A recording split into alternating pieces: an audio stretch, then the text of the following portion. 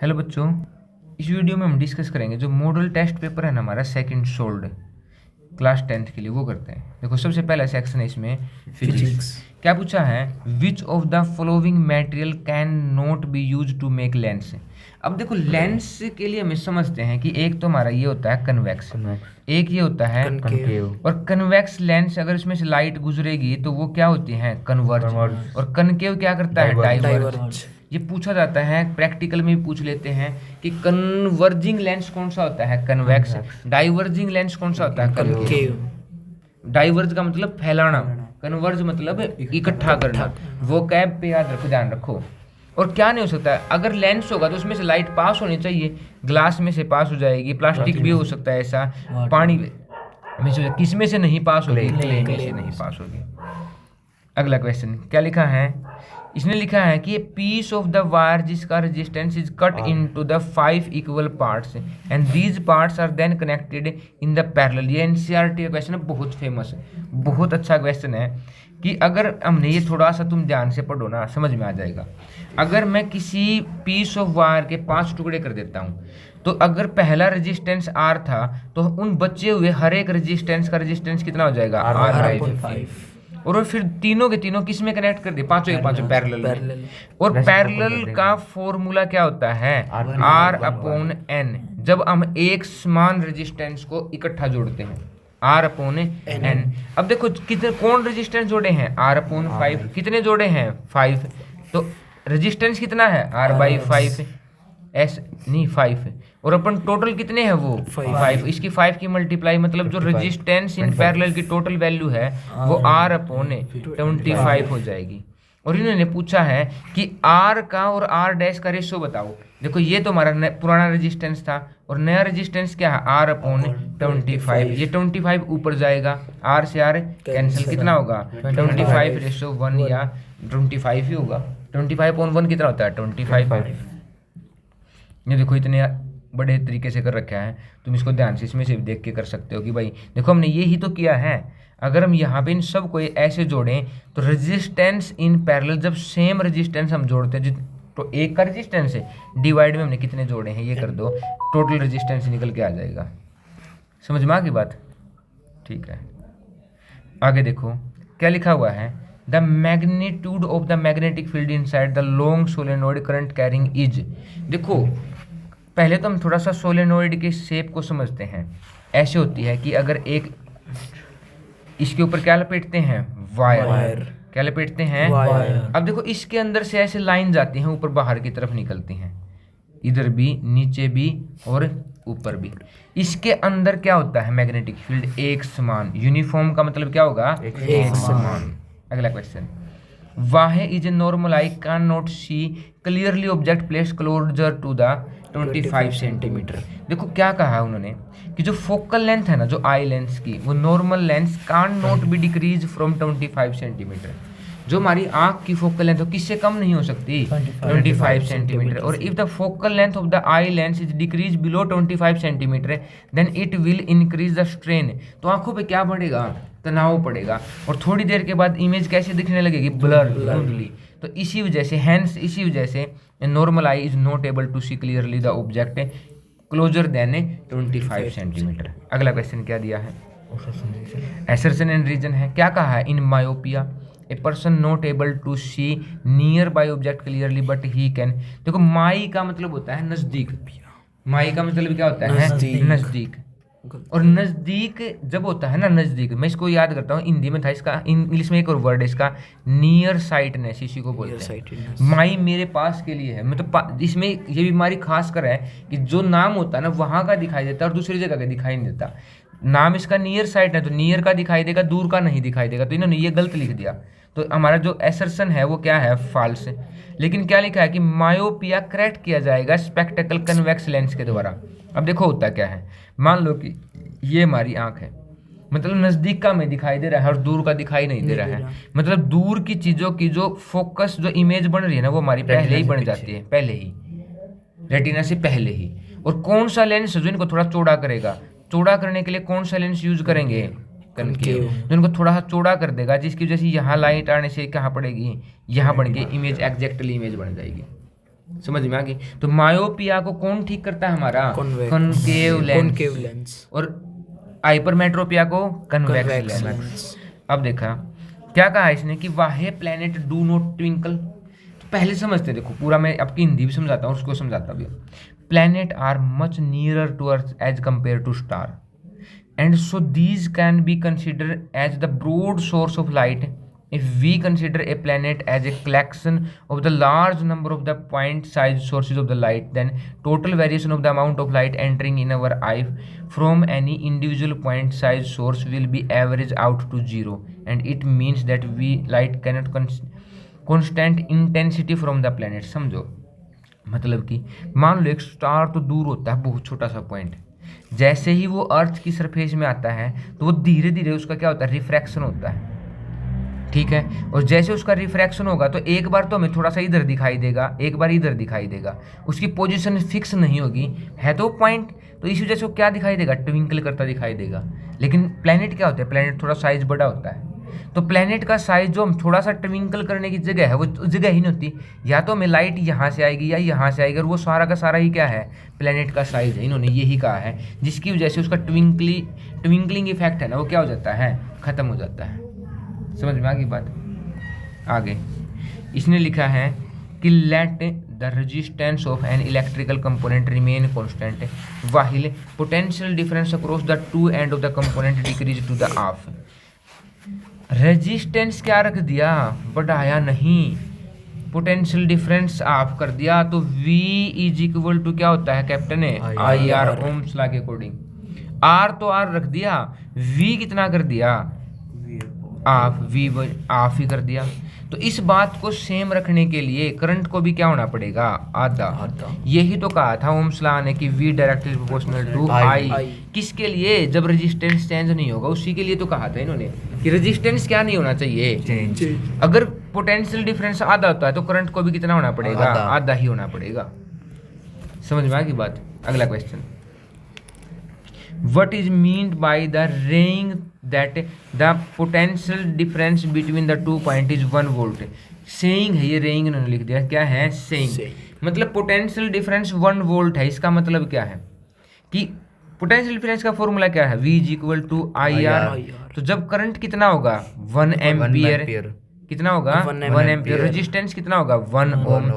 तो when the 1 ampere current flows through the resistance of 1 ohm, then the potential difference is 1 volt।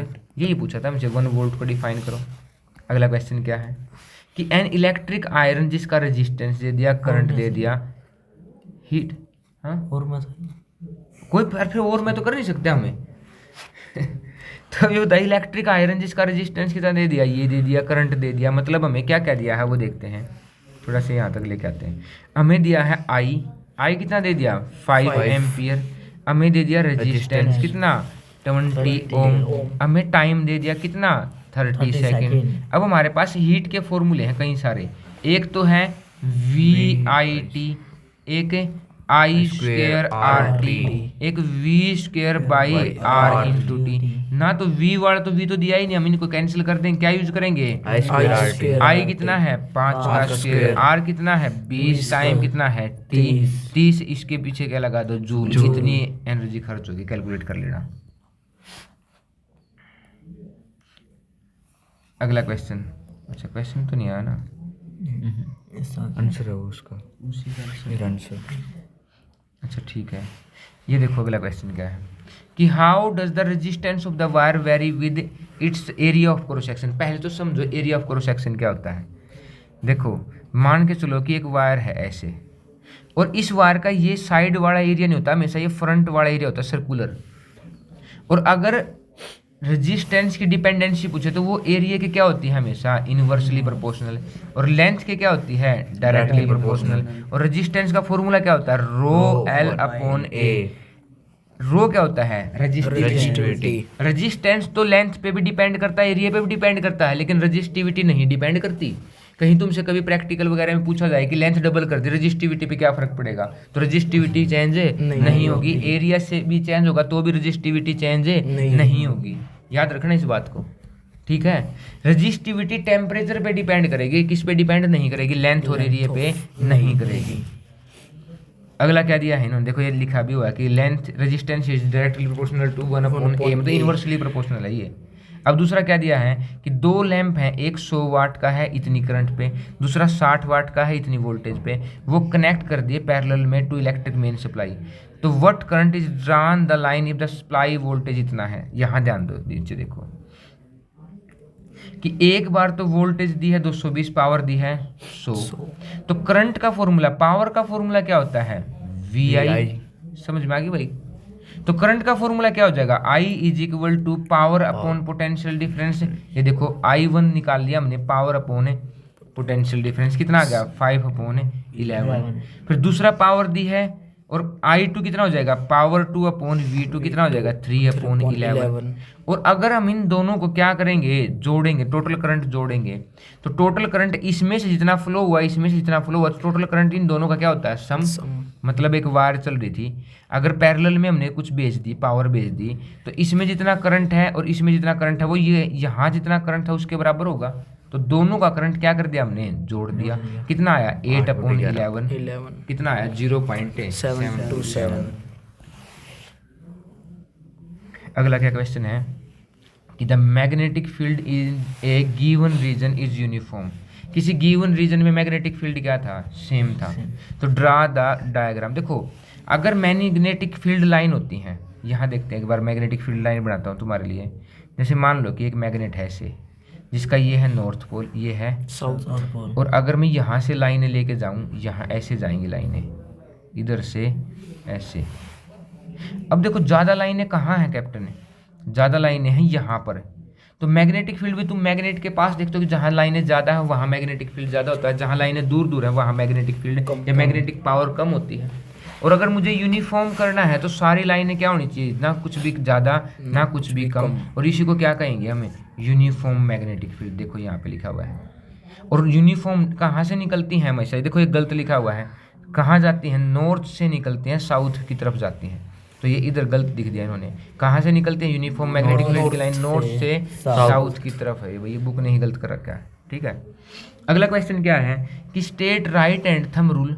भाई देखो right and thumb rule क्या है, right and thumb rule ये कह रहा है कि अगर कोई भी वायर है हमारी, ठीक है, कोई भी वायर ऐसे है, और अगर मैं इस तरफ अंगूठा ले लूँ और इस तरफ अपनी उंगलियों को ऐसे घुमाऊँ इस डायरेक्शन में, तो जो हमारी उंगलियां हैं ना वो किसकी डायरेक्शन को दिखाएंगी, मैग्नेटिक फील्ड की डायरेक्शन को दिखाएंगी। और अंगूठा किसको दिखाएगा, करंट की डायरेक्शन को। किसको दिखाएगा, करंट की डायरेक्शन को।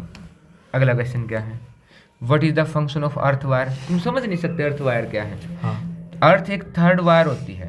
अर्थ एक ऐसा चार्ज है, अर्थ एक ऐसा चार्ज है जिससे हम कितना ही चार्ज ले लें, कितना ही चार्ज दे दे, कोई डिफरेंस नहीं होगा। अगर मान के चलो तुम्हारे पास घर पे एक तार आई है जिसमें से करंट आ रहा है और तुम्हें दूसरा चार्ज भी चाहिए, तो तुम क्या कर सकते हो, अर्थ से चार्ज ले सकते हो। देखो क्या क्या बातें लिखी इन्होंने, वो समझते हैं कि the connecting copper wire use to domestic circuit should cover with the good insulating material. अच्छा ये क्या क्या करनी चाहिए वो कह रहे हैं। और what is necessary earth metallic appliances. तो देखो क्या चीज़ों खराब होने से बचाएगा। देखो several appliances should not be connected to the single socket में हमें ज़्यादा बटन, एक ही बटन में ज़्यादा सॉकेट, ज़्यादा चीज़ें नहीं रखनी चाहिए। लोड ओके वो क्या हो सकता है, जल सकता, खराब हो सकता है। High power device like air conditioner, refrigerator, water heater should not be used eight one time. एक ही टाइम पे ज़्यादा लोड नहीं करना चाहिए, ठीक है। अगला इलेक्ट्रिक सर्किट शुड बी सब डिवाइडेड है, मतलब छोटे छोटे सर्किट बनाने चाहिए कि अगर एक बार कोई वायर खराब हो तो उससे क्या होगा, एक सेट खराब हो, पूरा पूरा सेट ना खराब हो। अब ये राइट हैंड थंब रूल था हमारा, क्या है ये अंगूठा, और ये हमारा क्या दिखा रहा है, magnetic field line. Earth wire का काम क्या है, हमारे घर को बिजली के झटके से, अगर आसमान में से बिजली भी गिरेगी तो उसका भी इफेक्ट जो होगा उसको भी क्या करेगा, हमारे घर को सेफ रखेगा। ये सारा काम किसका होता है, अर्थ वायर का होता है। अगला क्वेश्चन क्या लिखा है कैप्टन ने कि a concave mirror produce the 3 time magnified and. Concave mirror real image बनाता है और 3 टाइम बड़ी बनाएगा। तो देखो हमारे पास केस है, रियल इमेज बना रहा है वो, तो अगर मेरा ये कनकेव मिरर है, इस साइड से हम करें तो मैग्नीफाइड इमेज तभी बनाता है जब वो फोकस के और ऑप्टिकल सेंटर ना सेंटर ऑफ कर्वेचर के बीच में होगा। मान लो ये फोकस है और ये क्या है, सेंटर ऑफ कर्वेचर। यहाँ रखूंगा तो यहाँ से इमेज कहाँ बनती है, एक लाइन यहाँ से, एक लाइन यहाँ से पीछे बनती है, बियॉन्ड सी। ठीक है। और मैग्निफिकेशन का फॉर्मूला क्या होता है, H dash upon H minus V upon U होता है। देखो ये रहा हमारा मैग्निफिकेशन का फॉर्मूला क्या होता है, माइनस वी अपॉन यू। और ऑब्जेक्ट कहाँ रखा है वो इन्होंने दे ही दिया हमें, कितना दिया है, -10 क्योंकि ऑब्जेक्ट की डिस्टेंस हमेशा क्या लोगे, नेगेटिव। मान के चलो ये तुम्हारा सेंटर है, आज फिजिक्स ही पढ़ेंगे इसमें। इसको बोलते हैं पोल, जहाँ से डिस्टेंस मेजर करते हैं।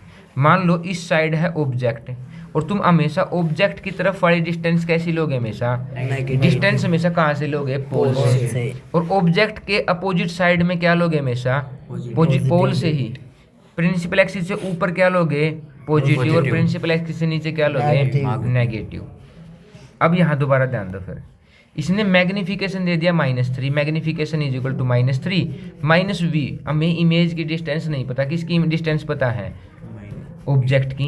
u कितना था, ऑब्जेक्ट क्या होगा, -10, माइनस माइनस प्लस, ये 10 इधर डिवाइड में उधर जाके मल्टीप्लाई में, तो कहाँ बनी इमेज, -30। अभी बनाई तो थी तुम्हारे लिए कि ये फोकस है, ये सी है, तो इमेज कहाँ बनेगी, पीछे जाके, बियॉन्ड सी, पीछे जाके। क्यों बनी पीछे जाके, क्योंकि रियल इमेज ये इसी साइड बनाता है, कन्वेक्शन मिरर कन्वेक्स बनाता है, कहाँ, इस साइड। और वो कौन सी इमेज बनेगी, वर्चुअल। अब अगला क्या कहा है इन्होंने, ये देखते हैं कि रिफ्रैक्शन क्या होता है। रिफ्रैक्शन होता है जब एक रे ऑफ लाइट एक मीडियम से दूसरे मीडियम में जाएगी तो वो क्या होगी, बेंड होगी, अपने रास्ते से चेंज होगी। और ये चेंजमेंट क्या कहलाता है, रिफ्रैक्शन। ये एंगल क्या होता है, इंसिडेंट एंगल। ये क्या होता है, रिफ्रैक्टेड एंगल। और अगर मैं sine I upon sine R लिख दूं, इसी को क्या बोलते हैं, रिफ्रैक्टिव इंडेक्स। क्या बोलते हैं इसको, रिफ्रैक्टिव इंडेक्स। तो refractive index is the ratio of the sine I upon sine R, या फिर सी अपॉन वी। सी होता है speed of light in vacuum और वी होता है speed of light in medium. मान लो बाहर एयर थी तो या तो speed of light in air upon speed of light in medium water में। और ये क्या कहलाएगा, हमारा रिफ्रैक्टिव इंडेक्स कहलाता है। बहुत फेमस क्वेश्चन है, बहुत ही फेमस है। अगला क्वेश्चन क्या दिया है इन्होंने, देखो ये मैंने पूछा भी था आज बच्चों से कि अगर मैग्निफिकेशन +1 दे दें। देखो +1 का मतलब क्या, पहले तो ये समझो कि मैग्निफिकेशन क्या है। मैग्निफिकेशन है h डैश अपॉन h। और मैंने कहा कि इमेज या तो ऊपर लेंगे प्रिंसिपल एक्सिस से तो पॉजिटिव, और नीचे लेंगे तो नेगेटिव। अब अगर रियल इमेज बनेगी तो वो तो इन्वर्टेड बनेगी, मतलब प्रिंसिपल एक्सिस से नीचे, ऑब्जेक्ट ऊपर नीचे, तो एक पॉजिटिव और एक नेगेटिव, तो हमेशा मैग्निफिकेशन क्या आएगा, नेगेटिव। और पॉजिटिव मैग्निफिकेशन एक ही केस में आ सकता है, जब इमेज क्या हो, वर्चुअल, मतलब दोनों क्या हो, ऊपर। तो यही लिखा है इन्होंने, देखो क्या लिखा है कि value of the magnification is positive, this shows the image found by the plane mirror virtual react. और दूसरी बात है, पहली तो बात है वर्चुअल समझ गए, और ऐसा कि मैग्निफिकेशन एक हो तो जब ऑब्जेक्ट का साइज और इमेज का साइज क्या होगा, बराबर। और वो केवल एक ही जगह पॉसिबल है, किसमें, प्लेन मिरर में। कहाँ पॉसिबल है वो, प्लेन मिरर में। और तब इमेज क्या बनेगी, वर्चुअल और इरेक्ट बनेगी। And the value of the magnification is 1, this shows the size of the image. ये तो होगा भाई, साइज ऑफ इमेज उसका दोनों का क्या होगा, इक्वल होगा। क्या समझ में आ गई बात। अब देखो अगला क्वेश्चन क्या है, इसने दिया है रिफ्रैक्टिव इंडेक्स ग्लास का, कितना, 1.5। और मैंने अभी तुम्हें कहा था कि रिफ्रैक्टिव इंडेक्स का फॉर्मूला क्या है, C upon V, speed of light in vacuum upon speed of light in medium. और अगर मुझे ये कितना दे दिया, 1.5, और speed of light in vacuum कितनी होती है, 3 × 10⁸। और ग्लास में निकालनी तो ग्लास की वेलोसिटी कहाँ होगी, नीचे। अब देखो ये डिवाइड में है, ये उधर जाके मल्टीप्लाई, और 1.5 कहाँ आ जाएगा, अगर डेसिमल हटाऊंगा तो कितना होगा, 10। 3 से 5 और 5 से 2, मतलब 2 × 10⁸ मीटर पर सेकेंड हमारी क्या आ जाएगी, speed of light in glass. Speed of light in glass. बहुत बेहतरीन क्वेश्चन था भाई, बहुत बेहतरीन। अगला क्वेश्चन क्या दिया है कि जब हम ऑब्जेक्ट को F1 और F1 के F1 और 2F1 के बीच में रखेंगे। सेम बात है, जब कन्वेक्स कनकेव मिरर के हमने कहाँ रखा था, F के और C के बीच में रखा था, इमेज कहाँ गई थी, एनलार्ज और पीछे बनी थी, रियल बनी थी, इन्वर्टेड बनी थी। यही सेम मिरर इसमें कौन बनाता है, लेंस बनाता है। देखो कहाँ बनी है, 2F से पीछे, एनलार्ज। तो देखो ये लिखा है image formed beyond 2F2, real और कैसी है, इन्वर्टेड, और क्या है साइज में, एनलार्ज है। ठीक है, चलो फिर केमिस्ट्री पढ़ ही लेते हैं, तो मज़ा ही आ गया थोड़ा सा 10-15 मिनट और। क्या लिखा हुआ है कि why oil and the fat containing item fuse with nitrogen. बहुत फेमस क्वेश्चन है, क्योंकि जो ये नाइट्रोजन जो ऑक्सीजन ऑक्सीडेशन कर लेते हैं, क्या कर लेते हैं, ऑक्सीडेशन। तो ऑक्सीडेशन से बचाने के लिए तो कर लेते हैं, ऑक्सीडेशन मतलब ऑक्सीजन से रिएक्शन। अब देखो कोई सॉल्यूशन रेड लिटमस को ब्लू करेगा तो वो क्या होता है, बेस, बी से ब्लू करना। तो बेस ब्लू करते हैं, और बेस का पीएच किससे ज्यादा होता है, 7 से ज्यादा 14 के बीच में होता है। तो कौन है, 10। एक ऐसा मेटल जो नाइफ से काटा जा सकता है, कौन है, ऐसा मेटल जो पिघला हुआ होता है, मतलब लिक्विड स्टेट में होता है, मरकरी। सोडियम और पोटेशियम दोनों ही काटे जा सकते हैं। इसने कहा है why do ionic compound have high melting point. अब देखो जैसे सोडियम है, सोडियम पॉजिटिव चार्ज ले लेगा, क्लोरीन नेगेटिव चार्ज ले लेगा, इनके बीच में एक फोर्स लगेगा, इलेक्ट्रोस्टैटिक फोर्स है। कौन सा फोर्स है, इलेक्ट्रोस्टैटिक फोर्स है। और वो फोर्स क्या होता है, स्ट्रॉन्ग। देखो लिखा हुआ है the ionic compound there are strong electrostatic force of attraction between the positive and negative ion. ये पॉजिटिव आयन रहा, ये negative ion, and large amount of energy is required to break. भाई अब जब इनका अट्रैक्शन ज्यादा होगा तो तोड़ने के लिए क्या लगेगा, हमें बहुत ज्यादा एनर्जी की जरूरत पड़ेगी, और इनका मेल्टिंग पॉइंट क्या हो जाता है, इसलिए बहुत हाई हो जाता है। भाई सिंपल सी बात तो है। ठीक है, अगला question, the question below consist of the 2 statement assertion and reason. तो पहले कहा है कि food can coated with the tin not with zinc, और दूसरा कहा है कि zinc is more reactive than tin. तो बात सही तो है। क्या कहा है कि भाई हम जिंक की बजाय क्या लेते हैं, वहाँ पे जिंक ज़्यादा रिएक्टिव, यही तो लिखा है इन्होंने। देखो दोबारा क्या लिखा है कि जिंक क्या है, मोर रिएक्टिव है, इसलिए कैन किसकी रखते हैं, हमें टीन की रखते हैं ना, क्योंकि जिंक तो उसमें फूड के साथ रिएक्ट करके क्या कर लेगा, खाने को खराब कर देगा। दोनों सही है और एक्सप्लेनेशन भी सही है। अगला भाई कितनी फेमस है डीकम्पोजिशन रिएक्शन, 3 ही डीकम्पोजिशन रिएक्शन है। एक तो लेड नाइट्रेट वाली PaBnO3 का ट्वाइस, एक ये फेरस सल्फेट वाली, एक कैल्शियम कार्बोनेट वाली लाइमस्टोन। 3 ही है ज़्यादा फेमस, तो यही आएंगे घूम फिर के यही आते रहेंगे। अब देखो क्या लिखा है कि डीकम्पोजिशन में क्या होता है कि जब एक सिंगल डीकम्पोजिशन का मतलब ही क्या होता है, टूटना। जब टूट जाए कोई चीज, डीकम्पोजिशन के मतलब से याद रखो, डीकम्पोजिशन क्या है, तो जब एक चीज किसी 2 या 3 में टूटे। ये देखो ये क्या है हमारा, ferrous sulphate, ferrous Fe sulphate SO4 2FeSO4 heat किया। हीट करने का मतलब थर्मल डीकम्पोजिशन है। कौन सा डीकम्पोजिशन है, क्या बनाया है, ferrous oxide Fe2O3, sulphur dioxide और सल्फर ट्राइऑक्साइड। बहुत फेमस रिएक्शन है, बहुत ही फेमस रिएक्शन है। ये बैलेंसिंग में भी आती है भाई, और देखो लिखा भी हुआ है नीचे कि all decomposition reaction are endothermic. एक लाइन और लिख दी, एंडोथर्मिक रिएक्शन क्या होती है, जिनमें हीट देनी पड़ती है, क्योंकि तोड़ना है ना तो हीट दे के ही तोड़ा जाएगा। तो सारी डीकम्पोजिशन रिएक्शन क्या होती हैं, एंडो, जिसमें हीट देनी पड़ती है, जो जिसमें हीटें निकलती हैं, मिलती है। अगला क्वेश्चन क्या है कि you have 2 solution A and B, the pH of the solution, एक का 6 है तो मतलब वो क्या है, एसिड, एक का 8 है तो वो क्या है, बेस। और अगर हम दोनों को मिला देंगे तो बीच में न्यूट्रल आ जाएगा, क्या, 7। और बेस क्या छोड़ते हैं, OH नेगेटिव आयन, एसिड क्या छोड़ते हैं, H पॉजिटिव आयन, किसमें, एक्वस सॉल्यूशन में। अगर हम एसिड में और बेस में ना एक्वस सॉल्यूशन ना करें तो H पॉजिटिव आयन और OH नेगेटिव आयन छोड़ेंगे ही नहीं। अगर छोड़ेंगे नहीं तो अपना एसिडिक और बेसिक नेचर क्या नहीं कर सकते, शो ही नहीं कर सकते। कई बार पूछते हैं कि भाई अगर एक ऐसा एसिड है जो क्या है, कंसंट्रेटेड, जिसमें पानी ऐड ही नहीं, डाइल्यूटेड है ही नहीं वो, तो उसमें बताओ अगर मैं लिटमस पेपर डालूंगा तो कलर चेंज करेगा, नहीं। क्योंकि अगर एक्वस नहीं है तो H पॉजिटिव आयन छोड़ेगा नहीं, अगर छोड़ेगा नहीं तो अपना कैरेक्टर शो कर ही नहीं सकता। अगला question, right the chemical name of the plaster of Paris. ये तो बहुत फेमस बातें हैं कि प्लास्टर ऑफ पेरिस क्या होता है, CaSO4 कैल्शियम सल्फेट और आप H2O, और इसमें अगर डेड H2O ऐड कर देंगे तो फिर क्या बन जाता है, जिप्सम। और या फिर जिप्सम को हम जब 373 डिग्री केल्विन पे गर्म करते हैं तब क्या बनता है, पेरिसो प्लास्टर। और इसमें इसको दोबारा ऐड कर देंगे तो तभी क्या बन जाएगा, फिर जिप्सम बन जाएगा। दोबारा ध्यान दो, जिप्सम कितना है, कैल्शियम सल्फेट और 2H2O, इसको कितने पे गर्म किया, 373 पे, क्या बन गया, पेरिसोप्लास्टर। और पेरिसोप्लास्टर कहाँ होता है कि जब ब्रोकन हड्डियाँ होती है उनके ऊपर हम सेटिंग करने में या मूर्तियाँ बनाने में, स्टैचू बनाने में बहुत मजबूत होता है ना, इसलिए। अगला इसने लिखा है कि जब मेटल पानी से रिएक्ट करते हैं तो क्या बनाते हैं, मेटल हाइड्रोक्साइड, क्या बनाते हैं, मेटल हाइड्रोक्साइड, और हाइड्रोजन गैस छोड़ देते हैं।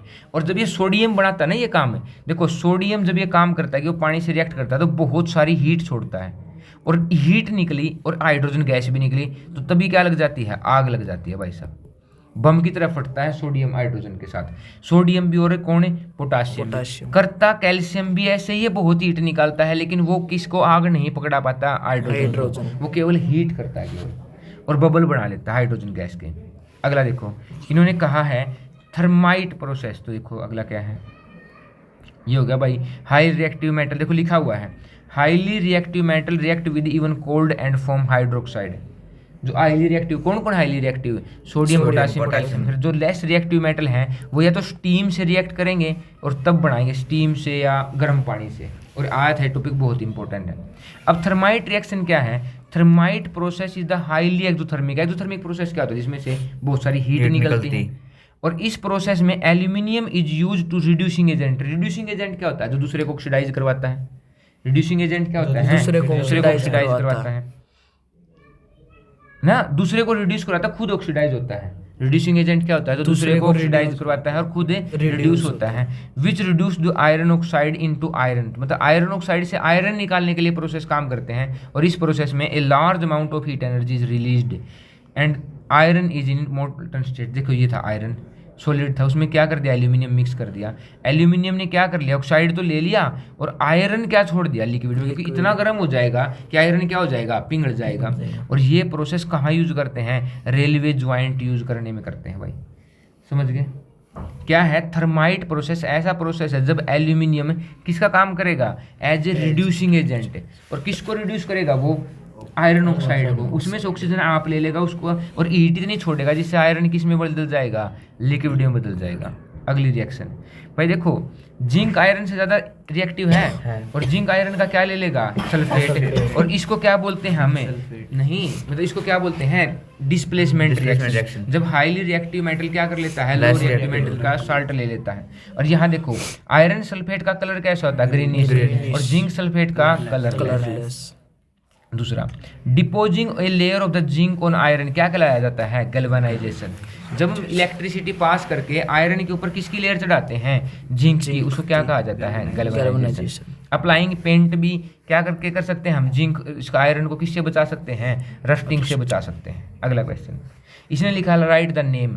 देखो ये है CH3 CH2 COOH। COOH oic acid होता है, क्या होता है, ओइक एसिड। और 3 कार्बन है, 3 कार्बन के लिए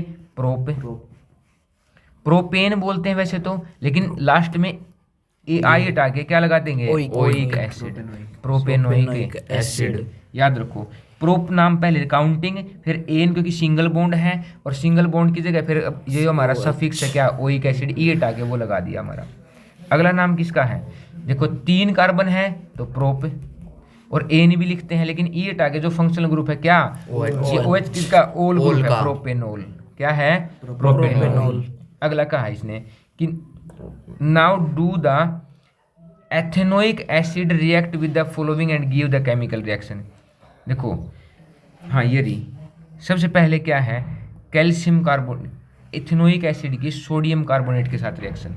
और ये बहुत फेमस रिएक्शन है, मैंने कहा था अपने स्टूडेंट से भी कहता हूँ कि लास्ट में जो ये 4th चैप्टर की रिएक्शन है ना, बहुत फेमस है, क्योंकि यही तो है सोडियम इथेनोएट जो एज ए क्लीनिंग एजेंट काम करता है, जब चीज़ों को साफ करने में काम करता है। क्या है, इथेनोइक एसिड में ये हाइड्रोजन हटा के क्या जुड़ जाता है, यहाँ पे सोडियम जुड़ जाता है, पानी भी निकलता है और क्या निकलती है, कार्बन डाइऑक्साइड। और यही चीज़ किसके साथ भी करता है, ये NaOH के साथ भी, एक बार सोडियम कार्बोनेट के साथ भी यही करता है, और सोडियम हाइड्रोक्साइड मतलब बेस के साथ भी यही करता है। और ये काम एज ए किस में काम करता है, सोडियम क्या नाम है इसका, सोडियम है इथेनोएट। क्या है इसका नाम है, सोडियम इथेनोएट। अब दूसरी रिएक्शन क्या है, ये रिएक्शन भी बहुत फेमस है कि इथेनोइक एसिड और इथेनॉल की जब रिएक्शन करते हैं तो ईस्टर फॉर्म होती है। क्या होता है, ईस्टर। और ईस्टर एक ऐसी चीज है जो किसकी जैसी स्मेल देती है, स्वीटनिंग स्मेल देती है, स्वीटनिंग स्वीट जैसी मिठाई जैसे मीठी मीठी स्मेल देती है। देखो क्या होता है, इथेनोइक एसिड। इथ का मतलब 2 कार्बन, ओइक COOH को बोलते हैं। ये क्या है, इथ का मतलब 2 कार्बन, ओल का मतलब OH। और किसके प्रेजेंस में ऐड करते हैं, ईट भी करते हैं, इसका मतलब है ईट और इसका मतलब है कंसंट्रेटेड H2SO4। क्या बनता है, इथाइल इथेनोएट, इथाइल इथेनोएट। देखो ये तो इथाइल हो गया और ये इथेनोएट, क्या हो गया, इथेनोएट। अगली रिएक्शन भाई, आइसोमर्स क्या होते हैं, जब मोलिकुलर फार्मूला सेम हो लेकिन स्ट्रक्चर अलग अलग हो। यहाँ देखो कितने कार्बन हैं, 4। यहाँ भी कितने कार्बन है, 1 2 3 4। और ये दोनों का स्ट्रक्चर क्या है, अलग अलग। और इनको बोलते हैं स्ट्रक्चरल आइसोमेरिज्म। क्या बोलते हैं, स्ट्रक्चरल। इसका नाम तो है एन-ब्यूटेन, इसका नाम है 2-मिथाइल प्रोपेन। ये नाम तो भी तुम्हें याद नहीं होंगे, इतना जल्दी मैं समझा नहीं पाऊंगा। अगला क्या है, इसने लिखा कि स्ट्रक्चर लिखो इथेनोइक एसिड का। इथेनोइक में कितने कार्बन है, 2। तो 1 कार्बन 1 कार्बन। और जिसको COOH बोलते हैं, इसका मतलब है कि एक तो डबल बॉन्ड ऑक्सीजन और एक साइड क्या होता है, OH। और इधर कितने हाइड्रोजन बच गए, 3 हाइड्रोजन। अब देखो इसका लिख दिया C5H11CHO। लास्ट में CHO क्या होता है कि डबल बॉन्ड ऑक्सीजन और एक बॉन्ड है हाइड्रोजन। इससे पहले कितने कार्बन है, 1 2 3 4 5। और इनके पास सबके पास क्या कर दो, इनके बॉन्ड कंप्लीट कर दो, बस सिंपल सी बात है। अगला क्या लिखा है इन्होंने, हेक्सेनोल। क्या लिखा है, हेक्सेनल लिखा है, हेक्सेनल। ये कीटोन ग्रुप है भाई, कौन सा ग्रुप है, कीटोन ग्रुप। कीटोन ग्रुप का क्या मतलब होता है कि बीच में किसी कार्बन के पास क्या होते हैं, डबल बॉन्ड। इधर भी कार्बन चेन, इधर भी कार्बन चेन। तो देखो बीच में क्या कर दिया, डबल बॉन्ड, इधर CH3 इधर C2H5। कितनी कार्बन होगी, देखो 1 2 3 4। तो ब्यूटे, अच्छा ना ये ऊपर वाला था, तो इसमें कितनी होगी भाई, हेक्सेनल था ये तो, क्या था, हेक्सेनल। हेक्सेनल तो Al तो किसका होता है, Al तो CHO का नाम होता है। और ब्यूटेनोन ONE किसका नाम होता है, कीटोन का ONE। तो ये ब्यूटेनोन हो गया और ये हमारा क्या होगा, हेक्सेनल हो गया। चलो थोड़ा सा बायोलॉजी भी 5-10 मिनट में रिवाइज कर लेते हैं। Organism which break down the complex है, कोई ऐसा ऑर्गेनिज्म जो, जैसे मान लो तुम सेब वगैरह फेंक के आ गए, लास्ट में उनको कौन खत्म करता है, डिकम्पोजर्स खत्म करते हैं। प्रोड्यूसर तो पेड़ वगैरह होते हैं, आर्बीवोर्स उनको खाने वाले होते हैं, प्लांट जो ऑटोट्रोप्स होते हैं अपने आप। विच of the following not the part of the female reproductive part है, देखो समझो, ओवेरी होता है भाई बिल्कुल, जिससे ओवम निकलता है, यूट्रस जिसमें बच्चा एंड करता है। वास्ट डिफरेंस तो हमारे टेस्टिस से स्पर्म्स लेके आने वाली ट्यूब है, और फैलोपियन ट्यूब जहाँ रिप्रोडक्शन प्लेस होता है लेडीज में। तो क्या बच गया वैसे, वास्ट डिफरेंस तो मैन में होते हैं जो हमारा स्पर्म्स लेके जाते हैं। अब देखो इसने लिखा है कि कौन सी लेयर हमें खराब चीजों से बताती है, ओजोन। फिर पूछा इसने क्या, which part of the brain maintain the posture and equilibrium. ये याद है हमारा पूरा, अगर ब्रेन का क्वेश्चन देखेंगे तो वहां पे ये बात इंपॉर्टेंट है। अगला क्वेश्चन क्या है कैप्टन, देखो इसने कहा है कि the small intestine is digested to absorb. देखो स्मॉल इंटेस्टाइन में ही डाइजेशन कंप्लीट हो जाता है। वैसे तो हम क्या करते हैं, तोड़ते हैं चीजों को, और जो डाइजेशन कंप्लीट होता है वो कहाँ जाके होता है, स्मॉल इंटेस्टाइन में। तो ये बात सही है।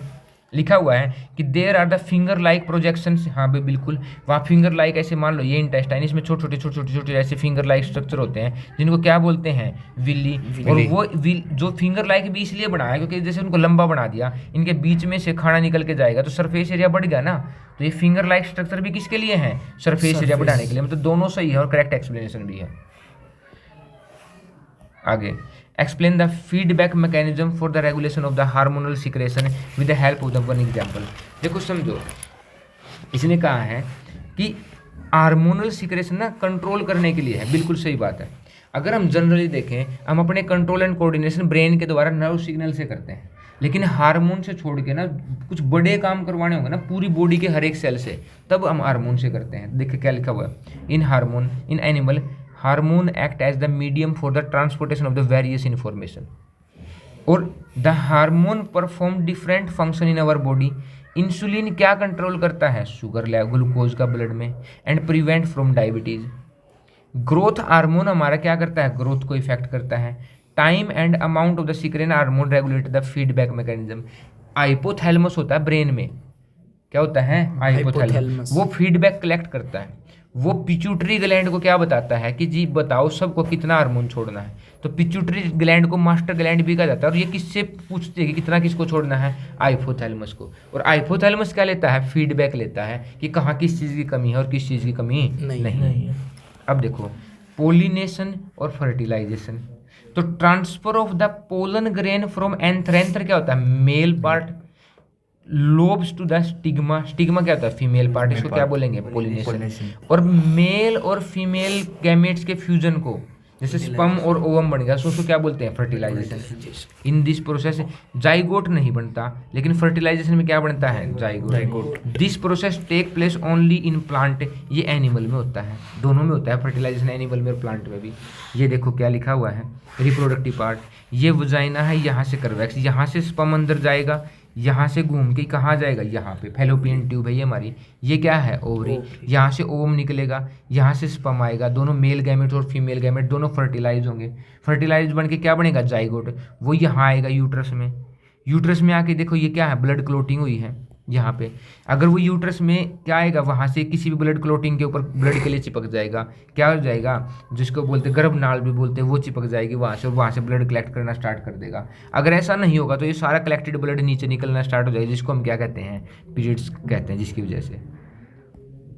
अगला, round shape seeded pea plant and wrinkle seed pea plant are crossed. देखो ये कितनी बार आ गया ये हमारा, ये क्वेश्चन बहुत फेमस है। राउंड और रिंकल्ड, तो दोनों में से एक ही तो आएगा। जो डोमिनेटिंग होगा वो ही तो अपने कैरेक्टर शो करेगा। डोमिनेटिंग कौन है? राउंड। पहले केस में F1 जनरेशन में। और F2 जनरेशन में कैप्टन क्या होगा कि इसका RR, इसका भी RR, इससे क्या आया? R, इससे ये R, इससे R, इनसे सिलेक्शन लो। देखो यहाँ दोनों R, डोमिनेटिंग राउंड ही होगा। एक R जब भी राउंड होगा, एक R जब भी राउंड होगा, एक रिंग, दोनों छोटे होंगे जब क्या होगा? रिंकल्ड होगा। अब देखो क्या लिखा है, डीएनए का काम क्या है? तो ट्रांसमिशन ऑफ ट्रेट्स में होता है गुण। जब पेरेंट्स से बच्चों के में जो ट्रांसफर करने का काम है उसको क्या बोलते हैं? हेरिडिटी बोलते हैं। इस काम को कौन करता है? DNA, deoxyribonucleic acid. DNA act as the genetic material in human being and each segment of DNA is called. DNA के हर एक पार्ट को क्या कहेंगे? जीन। और जीन परफॉर्म करेंगे transmission of parental trends to offspring. Gene लेके जाएंगे हमारी सारी information. And one gene is inherited from the each parent to the trait and these genes carry instruction. सारे काम यही लेके जाते हैं भाई, इसको ऐसे याद रखना बस। अब देखो लिखा हुआ है डबल सर्कुलेशन। अच्छा, क्या तुम्हें डबल सर्कुलेशन याद नहीं है? याद है। कैसे? कि मान लो ये हमारा आर्ट, एक सर्कल से दिखाता हूँ। ये नीचे वाले क्या होते हैं? वेंट्रिकल। ऊपर वाले क्या होते हैं? एट्रियम। ऊपर से वेना कावा से ऊपर और नीचे से यहाँ ब्लड आता है। ये किस में जाएगा? यहाँ नीचे से पंप होके पल्मोनरीज आर्टरीज के द्वारा डीऑक्सीजनेटेड ब्लड किस में जाएगा? लंग्स से होके वो दोबारा किस में आएगा? एट्रियम में नीचे राइट वेंट्रिकल में आएगा। यहाँ से घूम के फिर वो एरोटा के द्वारा, किसके द्वारा? एरोटा क्या होती है? सबसे बड़ी आर्टरीज, इसके द्वारा पूरी बॉडी में जाएगा। तो डबल सर्कुलेशन बोलते हैं इसको। एक बार आया, फिर घूम के फिर दूसरी बार आया, फिर सर्कुलेटर में क्या करने के लिए? ऑक्सीजन ऐड करने के लिए। अगले, डाइजेशन ऑफ फूड फैट। अब देखो सबसे पहला हमारे मुंह में जब खाना आता है तो अमाइलेज निकलता है। अमाइलेज बताता है कार्बोहाइड्रेट्स को। कार्बोहाइड्रेट्स पचानी स्टार्ट कर दी, वो जाएगा किस में? स्टमक में। वहाँ निकलता है HCl और पेप्सिन। पेप्सिन पचाता है किसको? प्रोटीन को। प्रोटीन पचा लिया। लेकिन जब वो स्टमक से निकलता है, यहाँ से निकलता है क्या? Bile juice. किससे? लीवर से। क्या निकलता है?